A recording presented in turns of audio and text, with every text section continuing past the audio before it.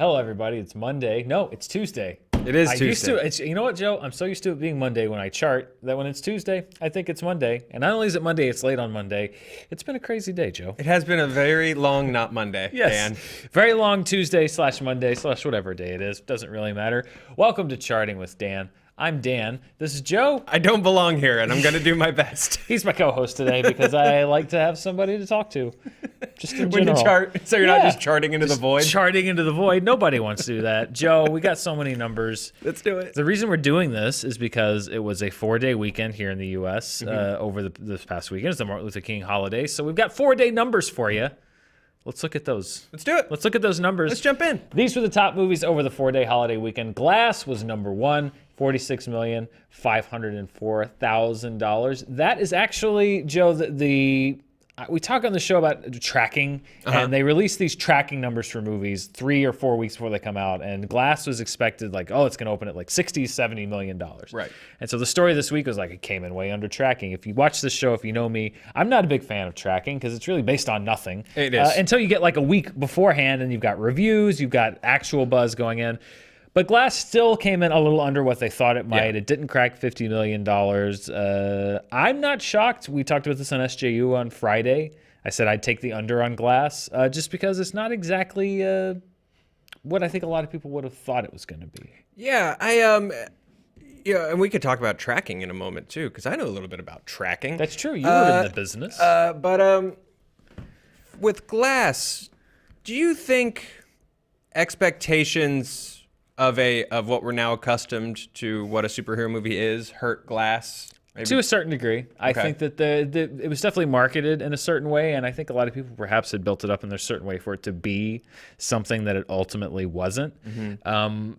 Critical consensus has been pretty negative on it. There have been a few out there, myself included, that are in defense of the choices that were made. But I think part of it is that it's not conventional. It's not what some people thought that it might be, that M. Night sort of had this sneaky comic book movie, and the first and Unbreakable had this great character showcase in Split, and so 3 would be his grand finale of like this big action crescendo. Glass is going to pull a moon out of orbit. Exactly, and throw it at somebody. Willis. That's not exactly what happened. So I'm not shocked to see it coming in a little bit under what people thought that it would do. It got a B cinema score, which I know a lot of people, I tweeted over the weekend, I said, well, I think that's a win for this movie. And some people said, well, I thought a B cinema score was bad. A B cinema score is not great word of mouth. It indicates somewhat mixed word of mouth. And normally that is not a great thing. For me, the reason I chalked it up for a win is because of how divisive the movie already was. I honestly expected it to be lower. So I think for it to get a B, given the kind of movie that it is, was a win for that movie. Its prospects going forward, we'll see. But for M. Night, this was his third best opening. It came in right behind Signs. We can take a look at the M. Night's top 5. Signs, number 1, 3-day weekend, not 4-day weekend. Signs is number 1, followed by The Village. And then Glass, Last Airbender, and Split, basically a statistical tie. The difference between Glass and The Last Airbender being they opened almost identically, within $3,000 of each other. That's crazy. The big difference being that Glass was self-financed mostly by M. Night Shyamalan with a budget of $20 million, whereas The Last Airbender had a budget of $150 million. So, a lot of people would say well, Glass, can't be that great. It made as much as Last Airbender on its opening weekend. That's why budget matters. Yeah, a $20 million movie doubling in the opening weekend is way better really than solid, a $150 million movie only making $40 million. So that's why it's not black and white AZ. There's a lot of gray in the box office numbers, which is one of the reasons I like to do the show. Looking at the rest of the top 5, we weren't here last week. I was gone. I was out of town, so we gave you a break. I was out. I didn't get to do the numbers, but a movie that opened last week, The Upside. A comedy with Bryan Cranston and Kevin Hart. It's a remake of a French film called Untouchables, which is a massive worldwide hit. It stayed at number 2 for the 4-day holiday weekend. If you're looking just 3-day to 3-day, Friday through Sunday, it dropped off 23% week to week, which is a pretty strong hold for a comedy. It opened a little stronger than a lot of people thought that it was going to last week. So The Upside is doing pretty well as far as opening, and then a 23% drop. That's not bad. That's what you want for a comedy. Those are comedy numbers. Yeah, that's what you want to see. Yeah, no, Kevin Hart can still open and sustain a movie pretty well, obviously. I am starting to notice more interest in Bryan Cranston. I'm calling this the our parents finally watched Breaking Bad effect, Oh yeah. where our folks finally watched Breaking Bad, and now my mom and dad are really interested in Bryan Cranston, like finally, years after. And so if they see the trailer for Upside, I'll go see a Bryan Cranston movie. Sure, he's great in that Breaking Bad. Yeah. Oh, and Lost in the Shuffle last week too was Nicole Kidman. She's in Aquaman, and she is in The Upside. Nicole Kidman had the number 1 and number 2 movies at the box office last week. Nicole Kidman Sneaky. doing okay. She had a sneaky great year with Destroyer, Boy Erased, Aquaman, and now going to 19 with The Upside. Number 3 was Aquaman. It crossed the $300 million mark domestically. And number 5 was Spider-Man Into the Spider-Verse. It's hanging in there. It's actually really, really holding well week to week. Just picked up an expected nomination today for Best Animated Feature. We'll talk about it. Do you think that'll... Oh, sorry. We'll get into that a little later. Oh, sure. Yeah. We're going to talk about the Oscars nominations here in a minute. But the big story, bigger even than Glass this weekend, was Dragon Ball Super Broly. This was a big surprise. It made a lot of buzz when it didn't start on Friday. It debuted earlier last week, and people really took notice of the numbers. And that stayed steady through the weekend. And the real surprise of the weekend was that it charted in the top 5, number 4. That is a really strong debut. That is over 9,000. That's way over 9,000. Funimation had the distribution here in the United States, and they had a very sort of unique strategy of looking at different places and saying, like, okay, we're going to do an event. We're doing it like a regular movie here. We're doing it like an event here. Whatever the strategy was, it worked really, really well. It drew a huge crowd. There's been a lot of reasons. I was reading up on it because, to be honest, it took me by surprise. I'm not really plugged into the anime world. I don't know much about it. We did the Dragon Ball Evolution trailer for Screen Junkies, and that's about all that I know. But what it seems like was a big draw was the fact that Dragon Ball Super is sort of the newest iteration. It's been on TV for a few years, so you have sort of a new fan base here. And then Akira Toriyama coming back to script and do the story for this film was a big draw. When you say how big, when we talk about big, like how big of a draw was it? These are the top 5 grossing anime releases in North America. So not worldwide, but just in North America. Top 5. This is not opening weekends, by the way. This is final gross. Dragon Ball Super Broly is already the 3rd highest grossing anime release domestically in its opening weekend. All time after one weekend. It's second only to the Pokemon and Pokemon the Movie 2000. It's outgrossed every Studio Ghibli film. It's outgrossed all but 2 anime releases here. Never in the US. thought Secret World of Arrietty. What's the highest opening? Yeah, that's nuts. Because you sort of get into a bubble. Yeah. In your own, fandom, and so in your head you're like Spirited Away and Princess Mononoke are like they're the biggest. I love those movies, but yeah, that's number 1. Yeah, that's fascinating. I don't know anime, Joe. I'll give you 30 seconds. Just explain. Well, look, I'm not the expert, but I am. Dragon Ball is interesting, and it'll be interesting to see if it makes if Funimation gets a little braver after this. They also just recently launched the My Hero Academia movie with a similar Which did strategy. Pretty good numbers. Yeah, it was the kind of smaller market debut that normally you see from anime in the United States, which is like really good numbers for like a day in a very small number of theaters, and then I think if I recall, it made somewhere around like 5 million, which is great. Again, on the sliding scale for how anime does usually here. The challenge is going to be, I think, for Funimation in terms of busting this genre open, is Dragon Ball is, and I don't mean this disparaging at all, Dragon Ball is as mainstream an anime fandom as you're going to get, I really think. So the challenge, I think, for Funimation moving forward on different projects and different movies and different franchises is how can they energize the fan base that's going to show up for Dragon Ball Z Broly not Z, Dragon Ball Super.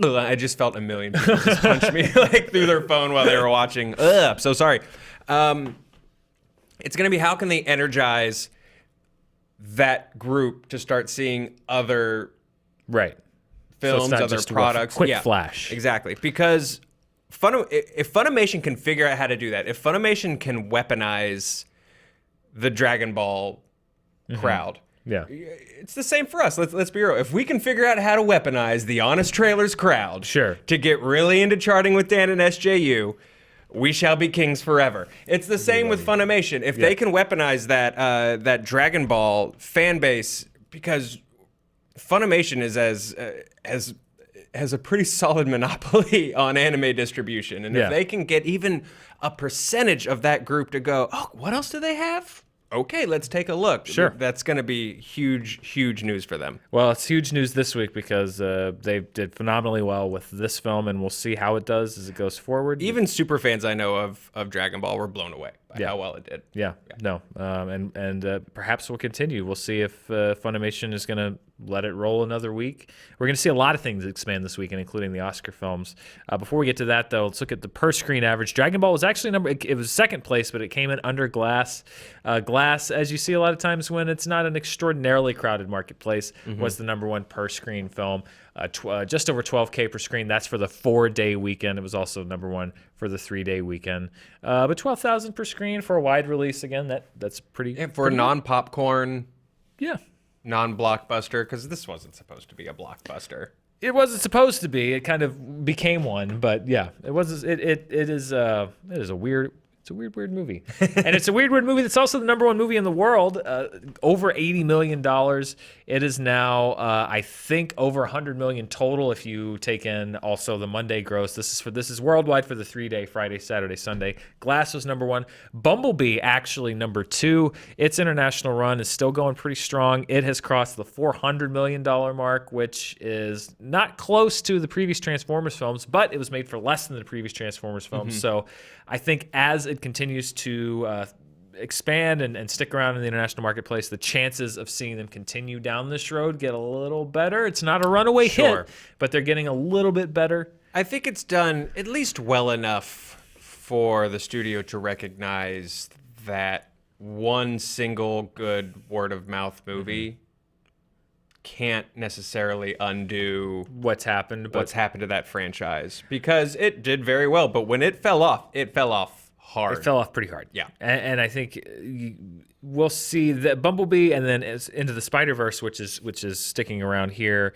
and I think has the potential to do a lot more business as we get into Oscar season. I don't think that movie planned on being even around for Oscar season. No. Not in a big way. It's now still in the top 5 the week that it's nominated for an Academy Award. That's a pretty good place to be. That's incredible for just a non-Pixar animated film. It is, and it really is a testament to, I think, how much people are connecting to the movie. But for both of those films, I think you could be looking at movies that did well. Because Spider-Man Into the Spider-Verse, I think, when you look back, it's going to say it did very well. Bumblebee, it did okay to well, but those could both be movies that didn't blow the doors off the box office.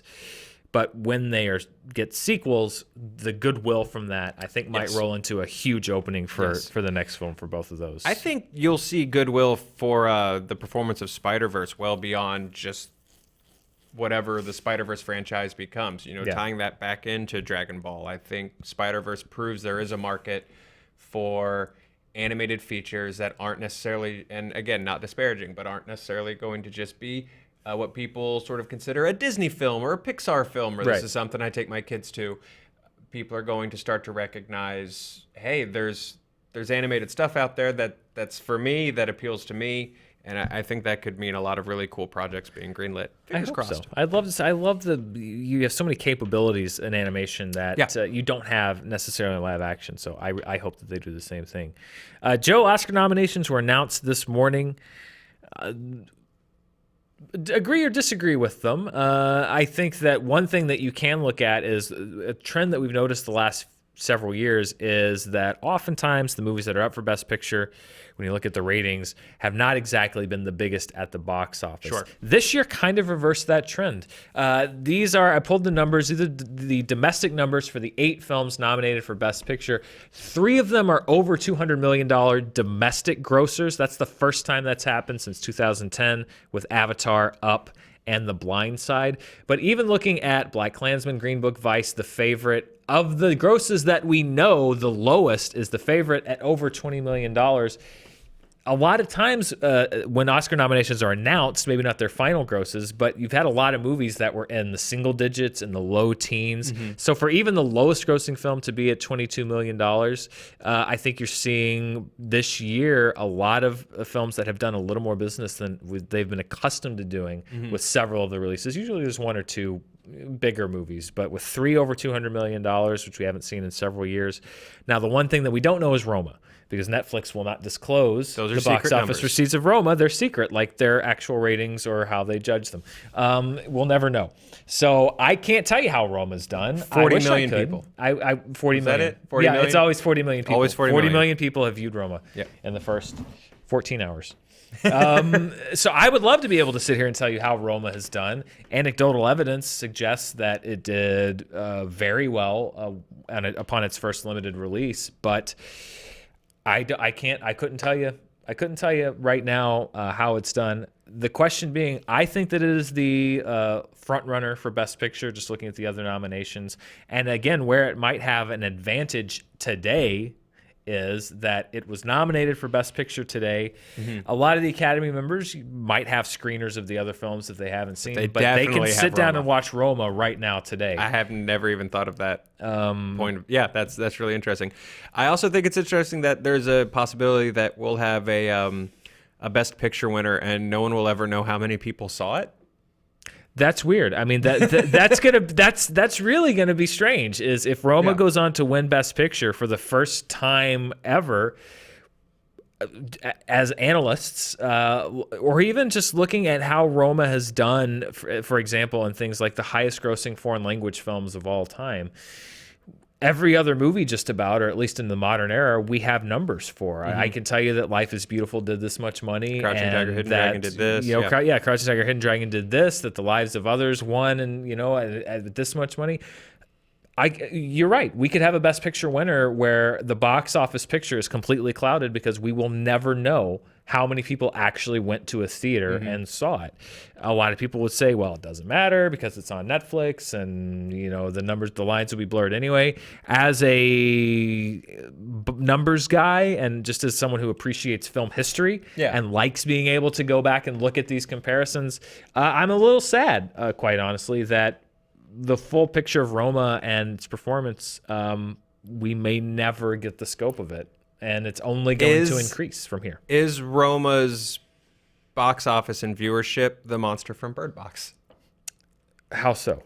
You can't look at it. You can't. Well, that is true. I can't look at it. It will kill you. Maybe if I looked at Roma's box office, then I would go insane. And on the other end, on the complete other end of that, you have when was the last? If Black Panther were to win Best Picture, when was the last time?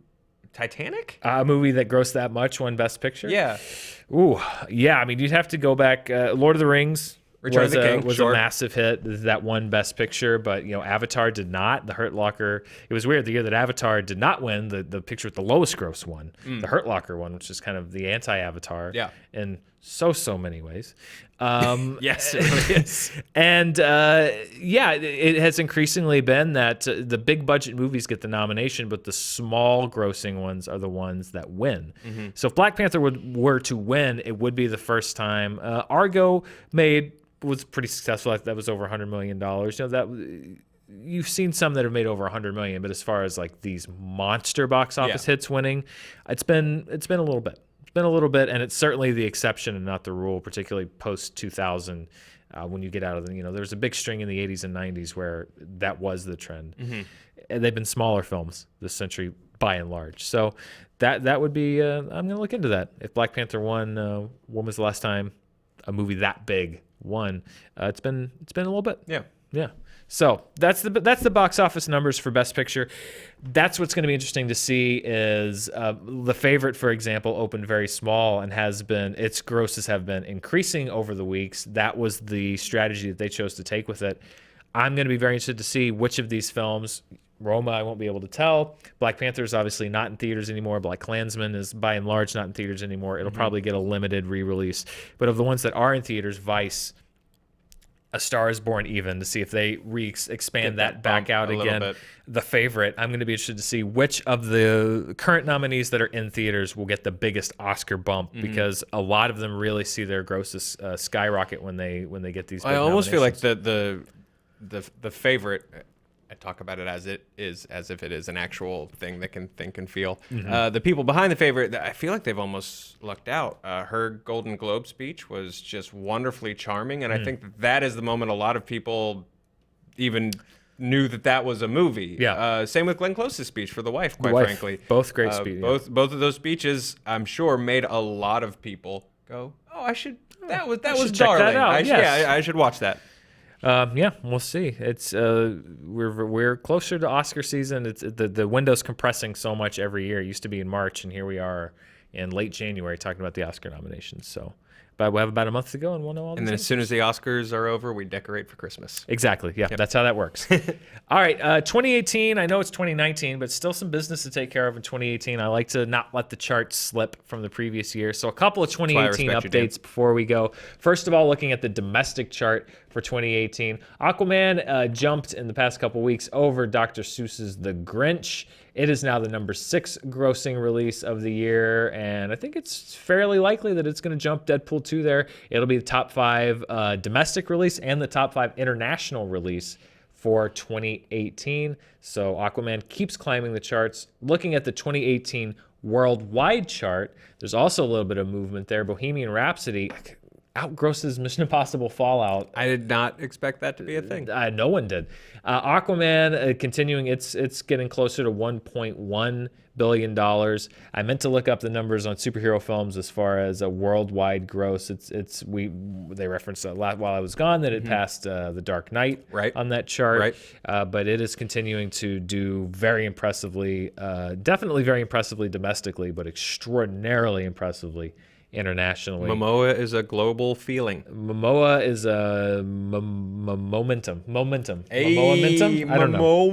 Momentum. Tell us in the comments. Yeah, I'm sure there's something better than what I'm saying. And then 2019 domestically and worldwide, the charts are still kind of finding their shape. If you're looking domestically, the upside just edged out Glass for the highest gross of the year so far. I think by next week, maybe Glass will have switched. It all depends on what the business does this week. But I think probably next week you'll see Glass as the number 1 movie domestically. You also have Escape Room, which was number 1 a couple weeks ago, A Dog's Way Home. Dragon Ball Super, there it is at number 5. And then Replicas, which I already forgot came out, but was a movie that starred Keanu Reeves that came out last week. I'm going to say this. I've never heard of that.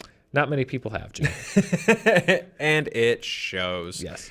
And then the 2019 worldwide picture, Glass has hit $100 million worldwide gross. It's the number 1 picture of the year so far worldwide. Look at that, Dragon Ball Super Broly. Now, this is a bit complicated because it opened in Japan in December. Yes. So we're counting it as a 2019 release on this show because it opened worldwide in 2019, but there are a lot of people who count it as part of 2018. I'm going to go ahead and put it as 2019. It's got almost $100 million worldwide, followed by Escape Room, The Upside, The Big Shot, that is a Chinese film, Dog's Way Home, How to Train Your Dragon 3. I asked the question a couple weeks ago why How to Train Your Dragon 3 had opened in Australia earlier, and they answered something that I should have realized, which is that in Australia, they opened it early to take advantage of the summer holiday because everything in Australia is wiki-wacky flipped upside down. No, the toilets, they go Yeah. that makes sense. Except if you're in Australia, when you look at us and everything's upside down for us. Australia, please no spoilers for How to Train Your Dragon 3. I'm very excited about it. Please do not spoil any of us on what happens. I've never seen it. I'm going to have to watch them both. They're gems. I hear they're good. Yes. I look forward to watching both of them. And then I think rounding out that top 10 are a couple of other films. Malmoy, White Snake, and then Replicas. Those are a lot of them from various countries that I like to feature.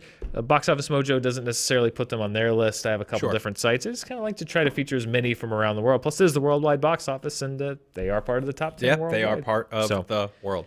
So that's the picture, Joe. This week, 2 movies hitting wide release. The Kid Who Would Be King, which is Joe Cornish's follow-up, directorial follow-up to Attack the Block. I'm very excited about this movie. Yeah, I saw a trailer for this, and I was like, okay. Yeah. And then the buzz on this, I haven't had a chance to see it yet. The buzz on this has been extraordinarily positive. There's a lot of people that have seen it have talked about how great it is, and it's kind of a throwback to the sort of Amblin era E.T. type of film. I'm in. And I love Attack the Block. I love Joe Cornish's style in that film. Yeah. That's where a lot of people saw John Boyega for the first time, was in Attack the Block. where I discovered John Boyega. And Patrick Stewart is in this film, and I love Patrick Stewart because I love Star Trek. Kid that inherits thing that they shouldn't because they're a kid. I dig that genre, and King Arthur movies I have to like genetically for some reason. I don't know. I like all of them. Fair enough. Well, then this is the Venn diagram of everything you love, Joe. It might be something just needs to turn from a car to a robot, and I'm sold. Well, you never know. And then Serenity, which is also opening this week, not the same as the Serenity. You know, I feel like it's sort of like marking your height on a door post or tree rings. Like, I can judge how old I am by how many movies of the same name have come out. Because I'm on like my second The Gift. There was The Gift that was the Sam Raimi movie, and now I've had the Joel Edgerton The Gift, and then Serenity. We're now on my second Serenity that I remember. So I'm at the point in my life where they're just starting to recycle movie titles, which is it's a weird feeling. Which is weird. This one has Matthew McConaughey and Anne Hathaway, which you would think would be a big deal, but we're also in January, and this was pushed back from 2018. So. Fingers crossed, I guess. Yeah. I don't know. Two big names. You'd think with all the John Wick success, we would have heard of replicas. Yeah. But here we are. Here we are. There's a lot of movies. Those are the two biggest those are the only two new wide releases this weekend. Plus, as I mentioned, keep an eye on the Oscar-nominated films. There's almost always a bump for the ones that are still in theaters. We'll see which one is the biggest beneficiary. And I feel like I'm the beneficiary of your love for the show. Thank you for watching. Joe, thank you for charting with me. Dude, it was an adventure. I enjoyed it. Yeah, and we will be back next Monday to catch you up on everything about the box office. Thanks for watching.